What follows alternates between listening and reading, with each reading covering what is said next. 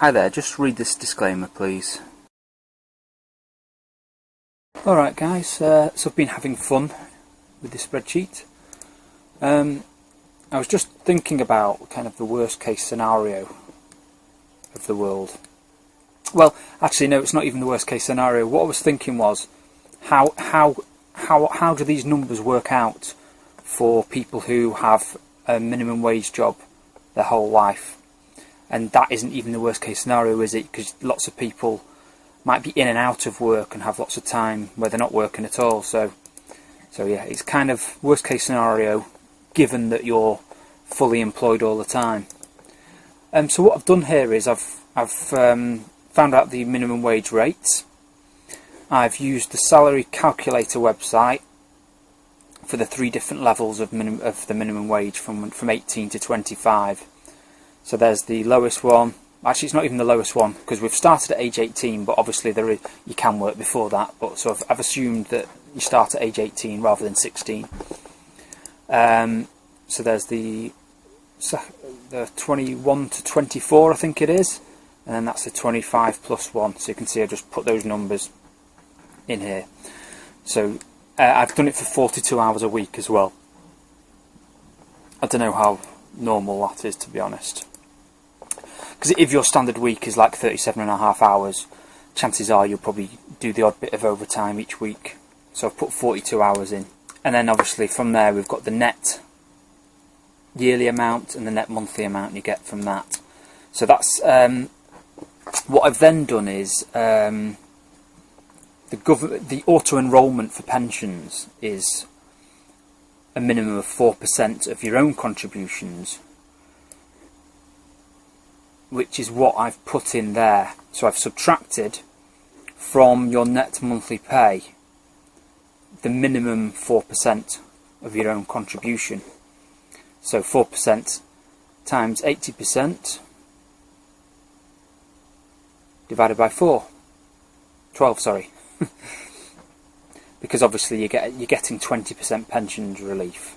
So to add 4% of your gross salary, it's only 80% of your net salary that's being taken off. And then here I've put in a way of adding extra to your pension if you want to, but I won't put anything in there for now. So obviously here is your gross salary taken from that. So as you can see, for the age 18 to 21, I'm using 04. We click there, it shows you we're using 04 for 18, 20 and 20. Sorry, 18, 19 and 20. 04, 04, 04, and then at the age 21 we use 05. So it's using the value 16,800, but it's adding on the wage increase which you put in here. So it's added on 3% each year to the 16,816 number to get what your salary would like. Well, it's just an estimate of what the salary might be in 3 years' time. So for obviously 21 to 24, that's the salary level, and then at 25 it goes to 06 for that level there. And the amount being invested each year just uses the numbers. So it's 8% of the gross salary, because you're contributing 4% of your own salary. Your employer matches 3%. And the government pays another 1%, so in total it's 8% of your gross salary that's being contributed there each year. In the formula it's then adding the amount extra you might want to put in voluntarily. I mean, it's all voluntary, but if you allow the auto enrolment to happen, that's the minimum amount. Because obviously you are automatically enrolled, but you can opt out if you really want to, which is what I did incidentally. So it's basically the same spreadsheet as I did yesterday, but I've added state pension to it to try and make the numbers a bit more realistic. The numbers in the spreadsheet yesterday didn't include the state pension. So I've done the same thing. I've put the state pension, found that on HMRC's website, £168.60 a week. And I've adjusted it for inflation, 3%. I've put 3%, 2% was what was in yesterday's. I felt a bit uncomfortable using that number because it seemed weird that the year you retire, you need a lot. You went to a much lower income than you had the year before when you were working. So I feel more comfortable in putting the wage increases close to the inflation rate, just to be pessimistic, really. So I've added it. So in the retirement costs, when we actually start having retirement costs, I've subtracted the state pension from that formula, which obviously helps it a bit. But we're doing the same thing at age 69. We're retiring. I mean, that in itself. I mean, I did a load of minimum wage jobs for probably about 10 years before I retired. Oh no, maybe 8 years. I mean, well, to be fair, I kind of went for the physical ones because I like the idea of exhausting myself, so I got a good night's sleep. But most of them were physical, so I don't know. I can't imagine myself doing any of those jobs at age 68. That'd be ridiculous. So I don't know. Who knows? Maybe the job market will change, or I don't know. So yeah, now the retirement cost column subtracts the state pension, so you're taking less from your SIP, if it's still called a SIP by then. Obviously, everything I say is, subject to government changes. And as you can see, we've kept it at 4% returns in the portfolio.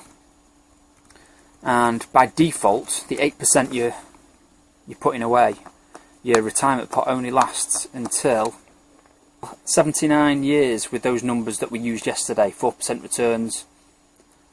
And basically you're retiring on the salary that you were on at 25 plus. So those two numbers are the same. So basically when you're a full adult, you're living off the same amount. Now, so the right now, but something to note here though is that actually, here is the numbers that you're actually living off from the ages of 18 to 25. Here's the 3 numbers per month, adjusted for inflation. So if this is the first year's numbers, but each year after that will be 3% higher for these 3 numbers.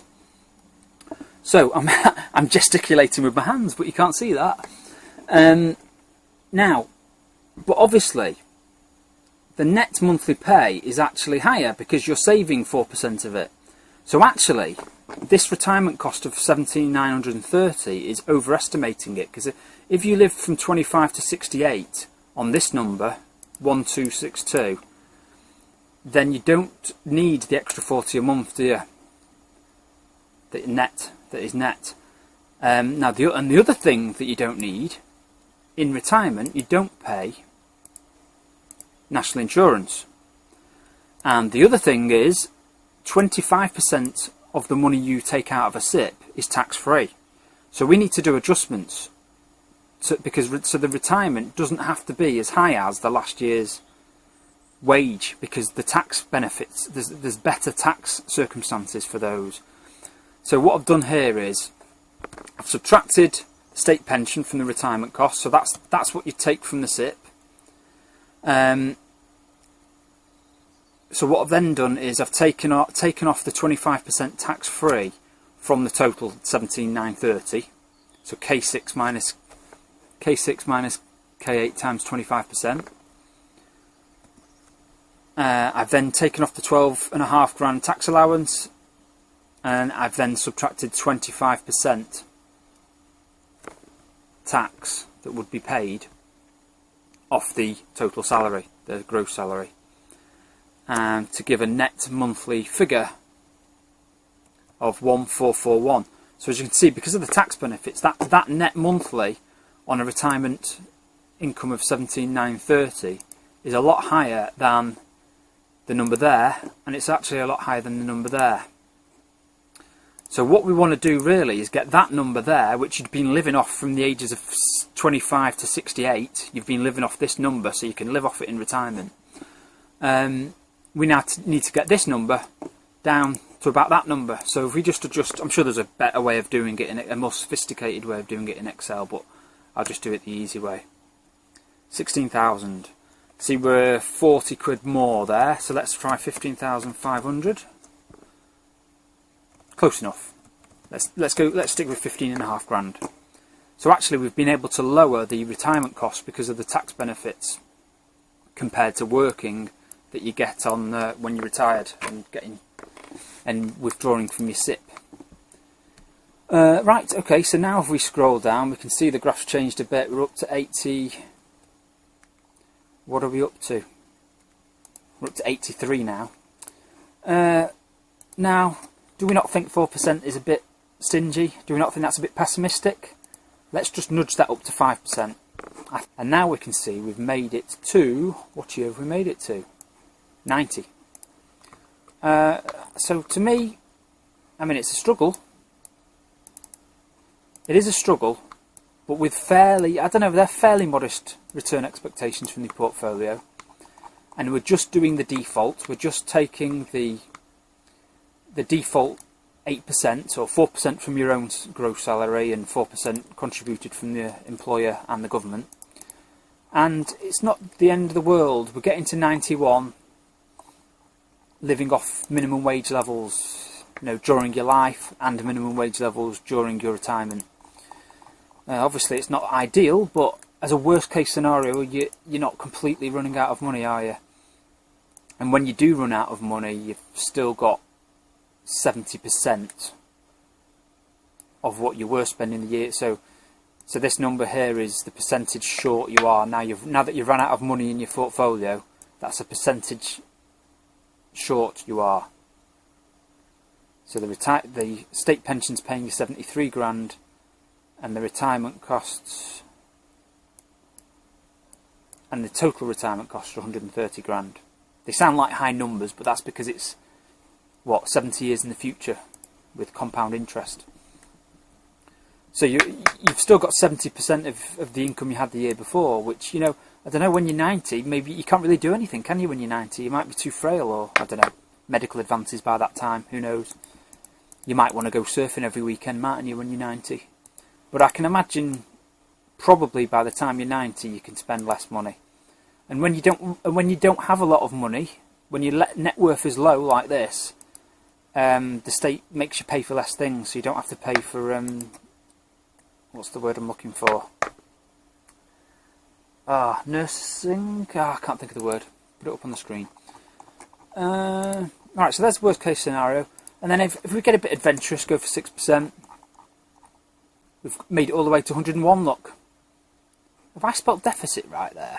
I'm not sure that I have. Anyway. So yeah, you only need 6%.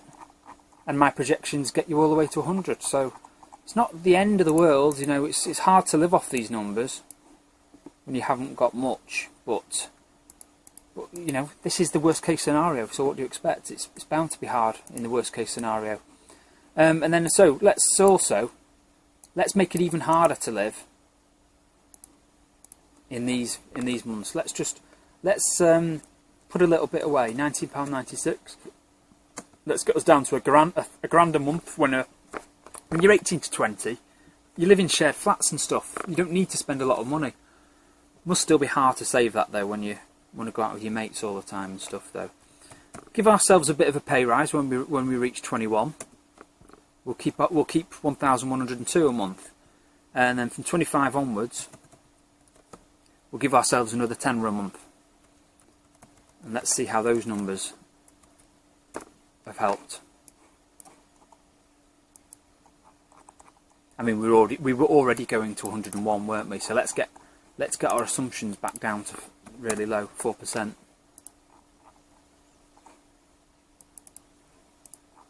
So yeah, we're getting all the way to 101 now with our 4% low returns.